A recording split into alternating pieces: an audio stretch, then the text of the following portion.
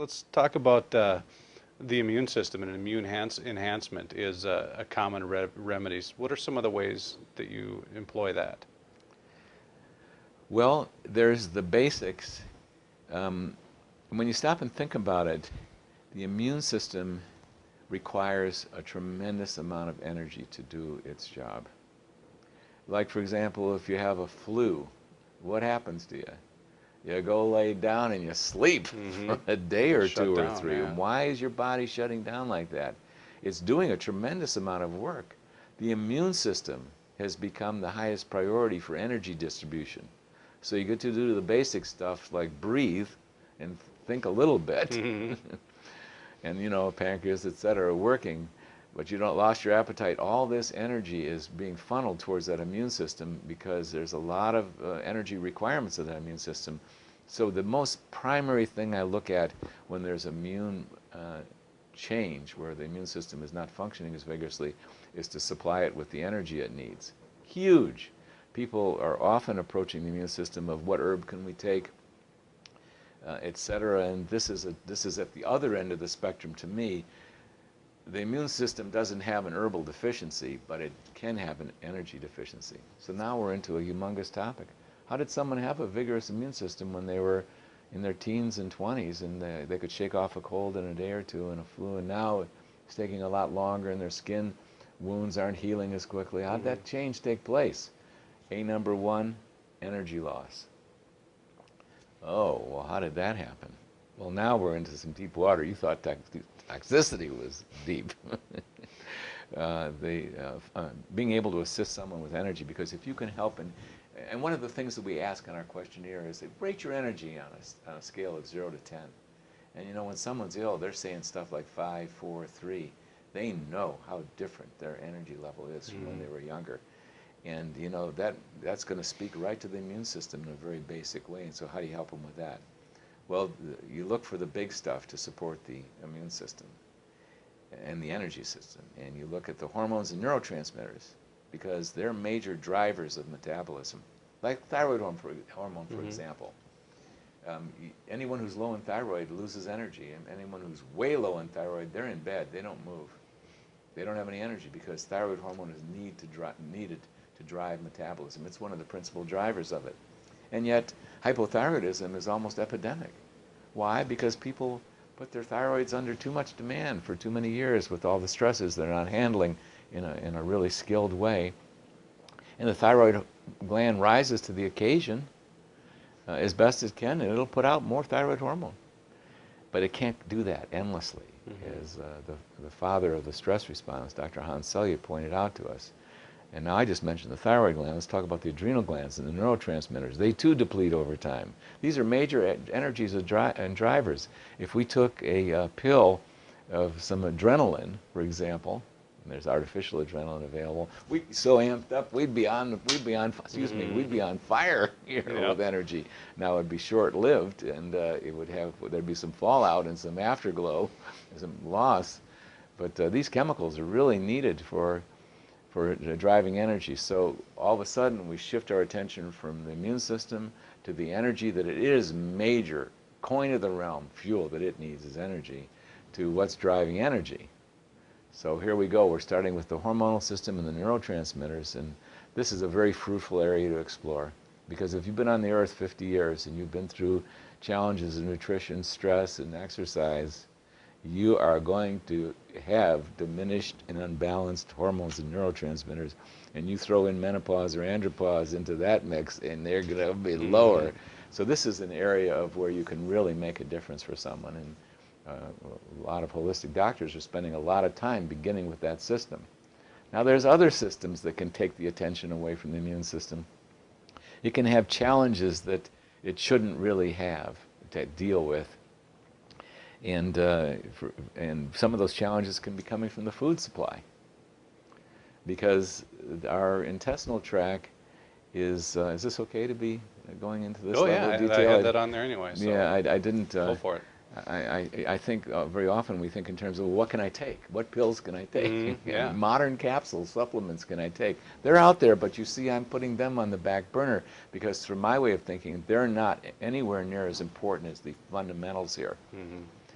And so the gut, you want a holistic detective exploration where we're looking for where's the trouble. Mm-hmm.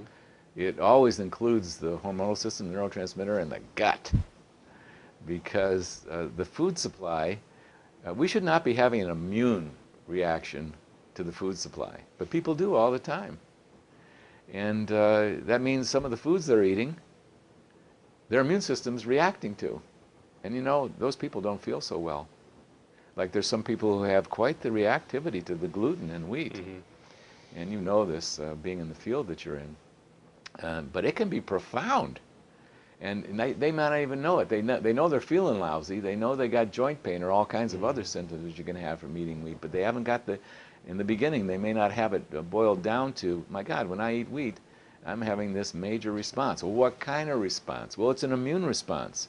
The immune system is attacking that gluten molecule. So if we're concerned about the immune system's fighting off germs and cancers, which is, I hold them to be the highest priority, we don't want to have to do these extraneous tasks like having to deal with what we've eaten for lunch. And you know, and there's a tremendous molecular exposure from what we eat. And if there's not friendly molecules in there, the immune system's going to be the mop-up crew. And we don't want to divert their attention towards this. And this gets a little more complex. And I think you know this, that there's been a lot of difficulty that our intestinal tracts have come under. Mm-hmm. Sometimes infections with these organisms that don't give us frank diarrhea or constipation, but they're in there and they're a problem. Some bacteria, some yeasts, very common stuff. Mm-hmm. Even some amoebas and parasites at times. And when you get infections and inflammation, even of a low-grade character that you don't have a bellyache from, but they're in there problematic, you get inflammation in the gut wall.